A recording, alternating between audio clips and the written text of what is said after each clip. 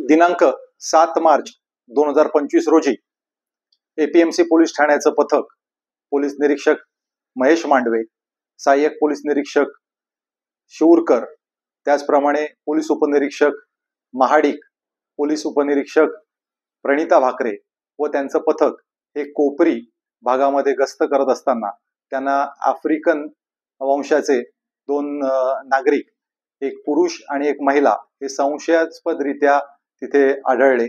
त्या पथकाने आमच्या त्या आफ्रिकन नॅशनलचा पाठलाग केला आणि त्यांच्याकडे संशय आल्याने पंचांना पाचारण करून त्यांची झडती घेतली असता त्यांच्या ताब्यामध्ये 51 ग्रॅम कोकेन, ज्याची आंतरराष्ट्रीय बाजारात सुमारे 20,65,000 एवढी किंमत आहे, ते त्यांच्या ताब्यात मिळून आलं.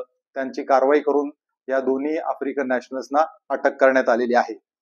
सदरची कारवाई ही नवी मुंबई पोलिसांचं जे नवी मुंबई नशामुक्त अभियान आहे त्याच्या अंतर्गत करण्यात आलेली आहे.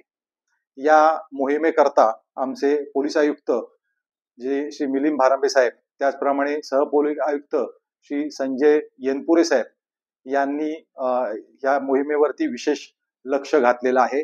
त्याचप्रमाणे ही जी कारवाई आहे ते आमचे झोन 1 चे डीसीपी माननीय पंकज डहाणे साहेब, त्याचप्रमाणे वाशी विभागाचे जे एसीपी जे आदिनाथ बुधवंत साहेब यांच्या मार्गदर्शनाखाली करण्यात आलेली आहे.